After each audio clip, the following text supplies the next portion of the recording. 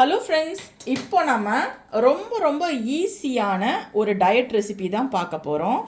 நான் ஜான்சி சுகேனா மஜ்ஹர். ஆக்சுவலாக நான் டயட்லேருந்து வெயிட் லாஸ் பண்ணிகிட்ருக்கேன். நமக்கு தனியாக வீட்டில் இருக்கிறவங்களுக்கு தனியாக சமைக்கணும் அப்படின்னா நமக்கு ரொம்பவே கஷ்டமாக இருக்கும். அந்த மாதிரி இருக்கும்போது இந்த ரெசிப்பியை டின்னர் அல்லது பிரேக்ஃபாஸ்ட் நம்ம சாப்பிட்டுட்டோம் அப்படின்னா ரொம்பவே ஃபுல்ஃபில்லிங்காக இருக்கும், பசிக்கவே செய்யாதுங்க. இதில் ஒரு 1.5 கப் அளவுக்கு தண்ணி ஊற்றிருக்கேன். இப்போ ஸ்டவ் ஆன் பண்ணிட்டேன். இதில் கொஞ்சம் போல் வெஜிடபிள்ஸ் ஆட் பண்ணிக்கலாம். இது ஆப்ஷனல் தான், வெஜிடபிள்ஸ் இல்லாட்டியும் பரவாயில்ல. நான் கேரட், பீன்ஸ், முட்டைக்கோஸ் 3 ஆட் பண்ணுறேன். இப்போ இதில் ஒரு பல்லு பூண்டு நல்லா கசகசன்னு இப்படி தட்டி ஆட் பண்ணிக்கலாம். ஹிமாலயன் பிங்க் சால்ட்டுன்னு சொல்லுவாங்க. அது டேஸ்ட் கொஞ்சம் டிஃப்ரெண்ட்டாக இருக்கும். அது கொஞ்சம் போல் ஆட் பண்ணிக்கலாம். இந்த சால்ட் இல்லை அப்படின்னா நீங்கள் சாதா உப்பு கூட சேர்த்துக்கலாம்.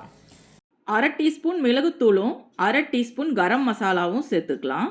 1/2 டீஸ்பூன் சோயா சாஸ் ஆட் பண்ணிக்கலாம். கொஞ்ச நேரம் அந்த தண்ணி கொதித்து அந்த வெஜிடபிள்ஸ்லாம் வேகணும், அது வரைக்கும் நம்ம கொதிக்க விடலாம். இப்போ நமக்கு 2 முட்டை தேவை. அதில் இருக்கிற எல்லோவை தனியாக செப்பரேட் பண்ணி எடுத்துடலாம்.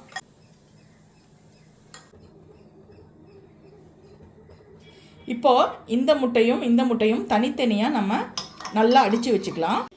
இப்போது இந்த எக் எல்லோவில் கொஞ்சமாக பால் சேர்த்துக்கலாம். ஒரு 2 ஸ்பூன் 3 ஸ்பூன் இருக்கும் நான் ஆட் பண்ணியிருக்கிறது. இப்போ இதை நல்லா மிக்ஸ் பண்ணிக்கலாம். இப்போது இந்த எக் எல்லோவில் 1 ஸ்பூன் கார்ன்ஃப்ளோர் மாவு சேர்த்துக்கலாம். இப்போ இதை நல்லா மிக்ஸ் பண்ணிக்கலாம். இப்போ வெஜிடபிள்ஸ்லாம் வெந்துருச்சுங்க. இதை கொஞ்சம் சிம்மில் வச்சுட்டு இதை ஆட் பண்ணிக்கலாம்.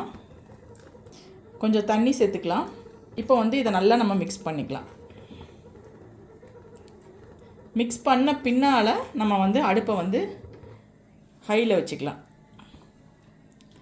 இப்போது இது ஒரு 2 மினிட்ஸ் போல் நல்லா கொதிக்கட்டும். கொதிக்கும்போது கொஞ்சம் திக்காகும். இப்போ நம்ம செய்துட்ருக்கிறது பார்த்திங்கன்னா ரொம்ப டேஸ்டியான ஒரு எக் சூப்பு தாங்க. இந்த மாதிரி 2 முட்டையில் செஞ்சு சாப்பிட்டுட்டோன்னா அப்படியே பசி அடைச்சிரும், பசிக்கவே செய்யாது, வேறு எதுவுமே தேவையில்லை. ஸோ லோ கலோரியில் ஒரு ஃபுல்ஃபில்லிங்கான டிஷ் இந்த எக் சூப். நிறைய பேர் எக் சூப் செய்வாங்க, ஆனால் அதில் சிக்கன் ஆட் பண்ணி தான் செய்வாங்க. ஆனால் இந்த எக் சூப்பில் நம்ம சிக்கன் ஆட் பண்ணாமையே செஞ்சுருக்கோம். இன்னும் நம்ம ஒயிட் மட்டும் ஆட் பண்ண வேண்டியது இருக்குது. இந்த எல்லோ பாருங்கள் நம்ம ஆட் பண்ணியிருக்கோம்ல, அது கட்டி கட்டியாக வெந்திருக்கும்.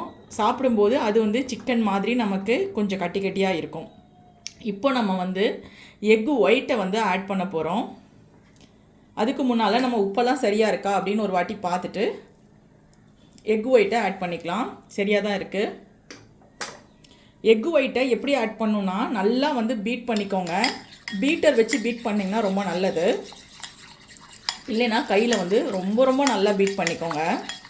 இப்போது ஒரு கையால் இதை சேர்க்க இன்னொரு கையால் கிண்டி விடணும். அப்படி சேர்க்கும்போது அப்படியே மெல்லிசாக தான் ஊற்றணும். அப்போ தான் அது நூலாக ஹோட்டலில் இருக்கிற மாதிரி வருங்க. இப்படி செய்ய உங்களுக்கு அது அப்படியே நூல் போல் மெல்லிசாக வந்துடுங்க. சூப்பும் நல்லா கெட்டியாகிடும்.